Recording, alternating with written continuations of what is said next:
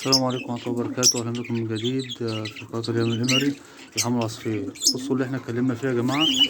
الأم طالما بتشيل القشرة من عند الزغلول لما يطلع خلاص كده تمام ومتقلقش على الزغلول.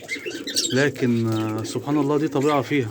لكن لما تسيب القشرة طبعا زي ما احنا اتكلمنا في الفيديو بتاع آخر فيديو بتاع امبارح والزغلول كان لسه بيطلع، طبعا كان نصه لسه جوه واحنا طلعناه منه. قلنا لا قدر الله افرض مثلا كان هو مثلا دماغه اللي جوه طبعا مش هيعرف ياكل ولا امه تاكله ولا يشرب، وممكن يلم نمل ويلم سوس ويحس بخنقه وكل الحاجات دي كلها تاثر على الزغلول. لكن طبيعه الام ما شاء الله اهي رمت القشر البيضه بعيد عنه اهي.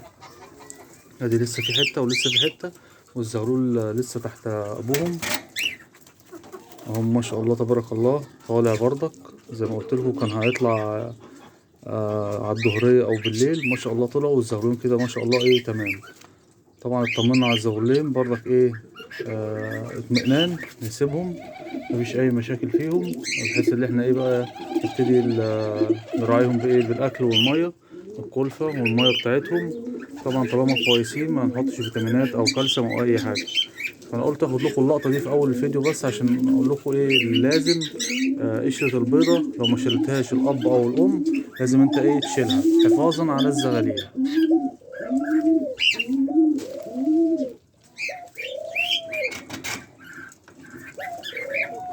وهذا الجوز اقول لك برضك بيبتدي حطينا له القش وابتدى لم كسر على النتاية الصبح، ودي ما شاء الله اهو زايف عليها ان شاء الله بأمر الله مش هيتأخروا برضك في البيض.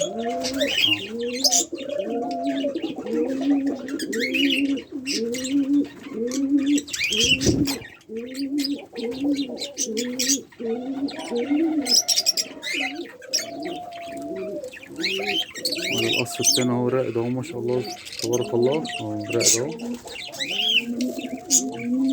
طول ما هو راقد يا جماعة لو عايز ترميله قش ارميله قش، دي بتبقى مصلحة كمان في الشتاء بحيث ان هو يعرف يدفي البيض ويعرف هو جسمه يدفى كمان مفيش أي مشكلة فيه.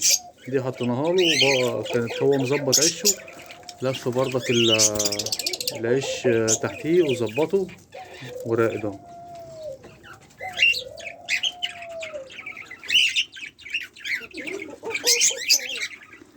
وده البلدي برضك عمال يحن حملها على بيض اهو لسه مبيضوش سايبهم براحتهم.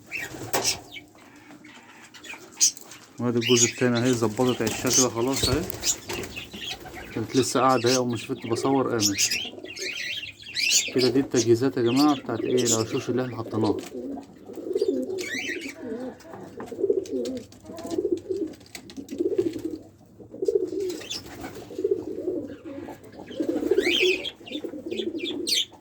وادي الجزء برضك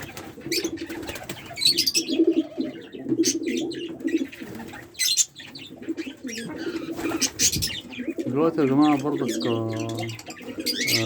عايزين نعرف مثلا لو اليمامة الشغالة بضت مثلا بيضتين وظبطت نفسها وتمام تمام، بس المشكلة اللي هي مقعدتش عليهم. ينفع نحضنهم عند حاجة تانية مثلا بيضة بيضتين بيضة بيضة بيضة كده. لو بيضة بيضة ينفع تحضن تحتيها، بيضة 3 بيضات يبقى انت كده ايه بتخسر زغلول.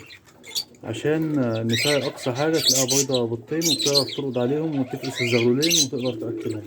حاجة زايدة عن التلاتة عشان أنا جربتها قبل كده فقسوا التلاتة تحتها قعدت تأكل في 2 وناسية التالت ده تحتها فايه مات. وانت وحظك برضه دي حاجة بتاعت ربنا، ممكن ربنا يرزقك في التلاتة ممكن ربنا يرزقك في الاتنين. فانت جرب يعني ايه بس يعني بتكون بيضة واحدة تبقى كويسة. بس دي لو النتاية ما رضتش ترقد في مشاكل برضك، لو النتاية ما رضتش ترقد على البيض وكده زي كده مثلا بيضة البيضتين وما رضتش ترقد اعمل ايه في البيضتين؟ خسارة. هما بيقعدوا اقصى حاجة صالحين لمدة 3-4 ايام، بعد كده طبعا الجنين اللي فيها بيموت اللقاح اللي فيها بيموت فايه البيضة بتبقى بايظة. فاحنا عشان نستغل دي طبعا بتبقى مشكلة نتاية وعايزة تتغير، نستغل اللي هي بيضة البيضتين في مثلا قص عندي مثلا بيضة واحدة، احط تحتيه وهيرقد مش هيقوم مش هيخاف مفيش اي مشكلة. لكن بيضتين بقى وانت مش عايز تخسر البيضتين حطها وانت وحظك.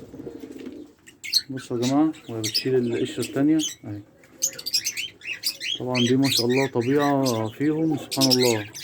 لو ما كانتش النتاية بتشيلها تبقى ما فيهاش ضرر، لكن سبحان الله بتشيلها وتبعدها عن زغللها عشان عارفة اللي هي هتلم عليهم حاجات مؤذية طبعا، الحشرات والنمل والحاجات دي. وأقصى حاجة النمل ده بيجي ممكن يلف على الزغلول ياكله كله يموته في لحظات.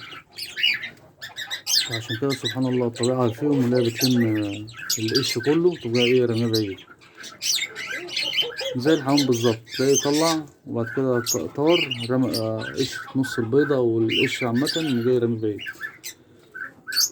طبعا اليومين دول في هوا شوية، يعني حاولوا تحافظوا على اليهام بتاعكم.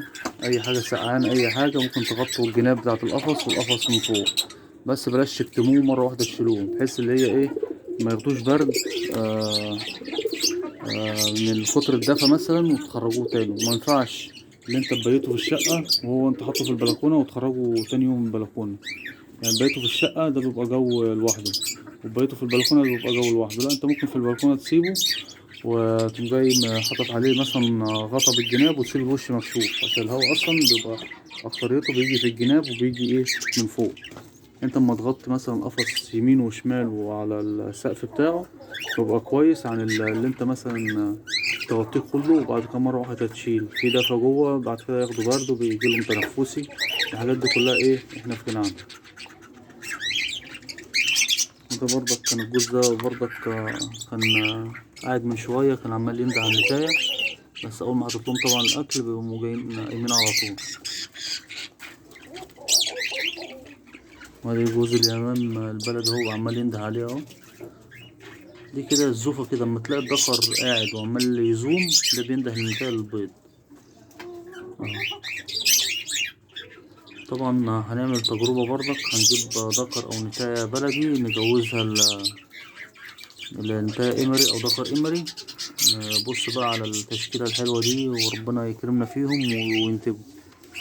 ودي مجموعة الزغاليل اللي احنا فصلناهم لجواز الشغالة.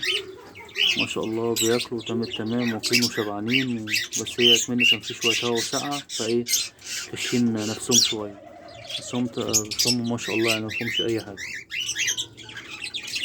المجموعة اللي قبلهم ربنا كرمنا وواحد طلبهم اديتهم له، كان 4 تجواز واخد 8 طفل. فيهم كانوا ناشفين وفيهم كانوا لسه ايه طراي. طبعا في أي سؤال في أي حاجة تقولوا في التعليق، تاخدوا رقم الواتس برضك نتواصل مع بعض مفيش أي مشكلة. متنسوش اللايك والشير والاشتراك في القناة ليوصل كل جديد. احنا اتكلمنا امبارح قلنا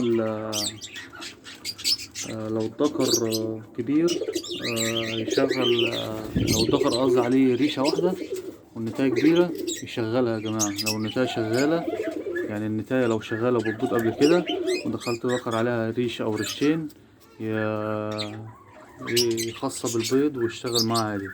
لكن لما بتدخل دكر كبير على نتاية صغيرة هيدنوا زايف عليها ويجري وراها وممكن يكسر عليها بس مش هتجيب انتاج. لازم تخلص الريش اللي عليها وبعد كده ان شاء الله ايه تبقى ايه بيضة، عشان النتاية عمرها ما تبيض وهي عليها ريش ابدا. دي انا مجربها مستحيل.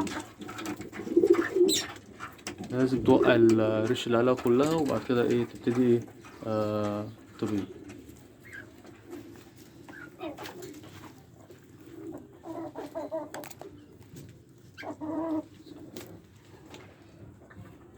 كله بقى لو حد مثلا عنده حاجة مثلا عطلانة أو أي حاجة يلحق يشوف العيب، عشان ده طبعا الموسم بتاع الطيور كلها. يلحق يشغل دكر عطلان يغيره مش زايف يغيره. إن ده مثلا بيبيض بيضة واحدة يعالجها مبيضش مثلا يديها محفزات. الحاجات دي كلها ايه الفترة دي بحيث يحضر يخلص الموسم وكده بإنتاج. طبعا ربنا يرزق كل واحد عنده واي قص شغال عنده يكرمه وان شاء الله يبيض ويطلع ما يكونش عنده اي مشكلة. شكرا لكم والسلام عليكم ورحمة الله وبركاته.